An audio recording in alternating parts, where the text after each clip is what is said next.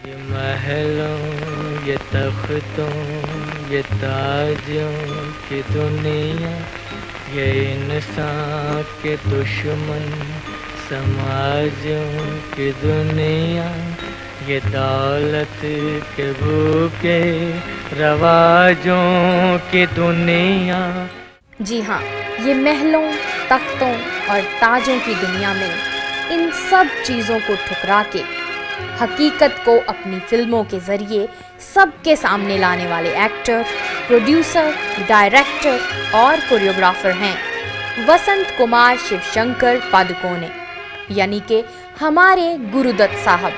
दौलत के भूखे रवाजों की दुनिया, ये दुनिया अगर मिल भी जाए तो क्या है। 9 जुलाई 1925 में बेंगलोर में जन्मे गुरुदत्त साहब के बचपन के शुरुआती दिन कलकत्ता में गुजरे। उन्होंने अपना नाम वसंत कुमार शिवशंकर पादुकोणे से गुरुदत्त रख लिया, जो कि कलकत्ता में एक सरनेम है। यूं तो अपनी पढ़ाई में दत्त साहब काफी अच्छे थे, लेकिन घर की माली हालत ठीक न होने के कारण उन्होंने कॉलेज की पढ़ाई नहीं की और उदय शंकर जी के डांस ट्रूप को ज्वाइन कर लिया। इसी वजह से डांस में वो काफी अच्छे थे, जो आगे चल के उनके बहुत काम आया। उन्होंने कलकत्ता के लिवर ब्रदर्स कंपनी में बतौर टेलीफोन ऑपरेटर भी काम किया और 1944 में गुरुदत्त मुंबई चले गए और अपने परिवार के साथ रहने लगे। अपने अंकल की मदद से गुरुदत्त ने पुणे में प्रभात फिल्म कंपनी में 3 साल के कॉन्ट्रैक्ट के तहत काम करना शुरू किया। यहीं गुरुदत्त अपने फ्यूचर के खास दोस्तों एक्टर रहमान और देवानंद साहब से मिले। गुरुदत्त साहब ने इसी साल 1944 में चांद मूवी में श्री कृष्णा का एक छोटा सा किरदार निभाया। 1945 में लाख रानी फिल्म में उन्होंने एक्टिंग करने के साथ साथ सहायक निर्देशन भी किया। 1946 में गुरुदत्त साहब ने हम एक हैं फिल्म में असिस्टेंट डायरेक्टर के तौर पे काम किया और साथ ही इसमें कोरियोग्राफी भी की।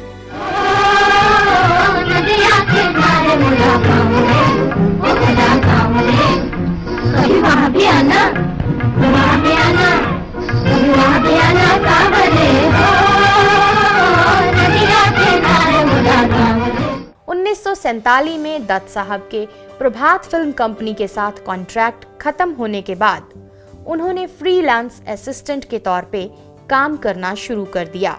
इस दौरान गुरुदत्त साहब को बेरोजगारी का सामना भी करना पड़ा। मुझे पूरी चाहिए। जी हाँ, मैं हाजिर।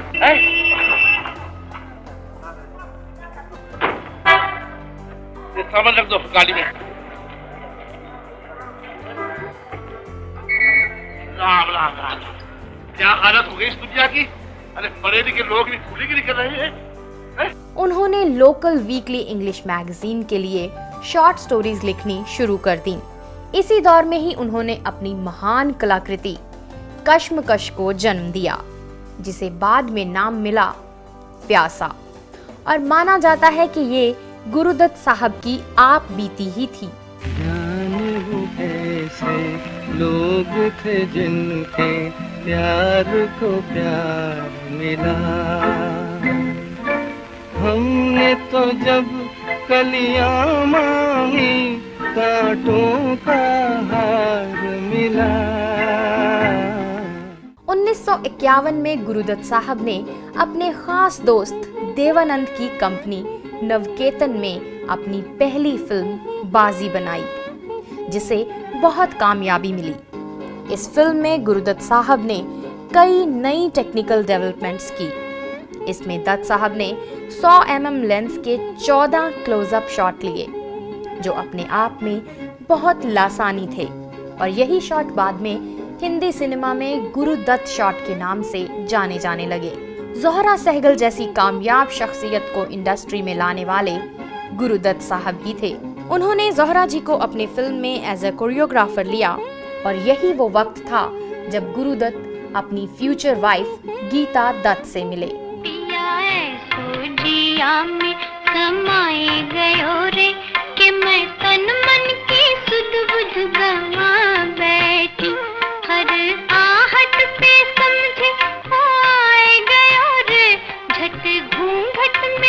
मुखड़ा छुपा बैठी। ज़ोहरा सहगल के अलावा फिल्म इंडस्ट्री को गुरुदत्त साहब ने कई दिग्गज कलाकार दिए। Comedian Johnny Walker, cinematographer VK. मूर्ति और राइटर डायरेक्टर अबरार अलवी जैसे महान कलाकारों को फिल्म इंडस्ट्री को देने का सेहरा भी गुरुदत्त साहब को ही जाता है। यही नहीं, वहीदा रहमान जैसा नायाब हीरा इंडस्ट्री को इंट्रोड्यूस करने वाले भी गुरुदत्त ही थे। जाने क्या तूने कही, जाने क्या मैंने सुनी, बात कुछ बन ही गई, जाने क्या तूने कही। बाजी के बाद दत्त साहब की जाल और बाज फिल्में आईं, पर बॉक्स ऑफिस पे ये कुछ खास नहीं कर पाईं। ये रात ये चांदनी फिर कहाँ, सुन जा दिल की दास्तां। लेकिन 1954 में किस्मत एक बार फिर गुरुदत्त पे मेहरबान हुई। तकदीर से बिगड़ी हुई तकदीर बना ले, तकदीर बना ले, अपने पे भरोसा है तो ये दाव लगा ले, लगा ले, दाव लगा ले। और उनकी film Aar Paar box office पे खूब चली। इस फिल्म को मॉडर्न लैंग्वेज या यूं कहिए कि टपोरी लैंग्वेज को पहली बार यूज करने का श्रेय जाता है। और यहीं से गुरुदत्त जी की जिंदगी में हिट फिल्मों का सिलसिला शुरू हुआ, जिसमें मिस्टर एंड मिसेस 55, CID, सैलाब और 1957 में आई उनकी महान कलाकृति प्यासा शामिल थे। प्यासा फिल्म को ऑल टाइम 100 बेस्ट फिल्मों की लिस्ट में भी शामिल किया गया।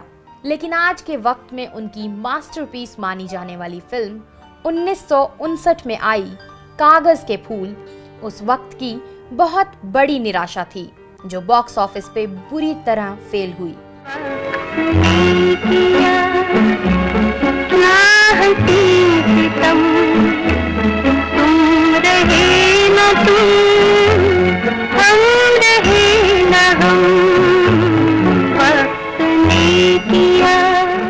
कागज के फूल की निराशा के बाद गुरुदत्त अपने नाम को बॉक्स ऑफिस के लिए श्राप ही मानने लग गए। इसीलिए उन्होंने अपनी अगली फिल्म साहिब बीबी और गुलाम अपने प्रोटेजे राइटर अबरार अलवी से डायरेक्ट करवाई। मेरा बड़ा नादान है, बगियन का मेहमान है, फिर भी जानना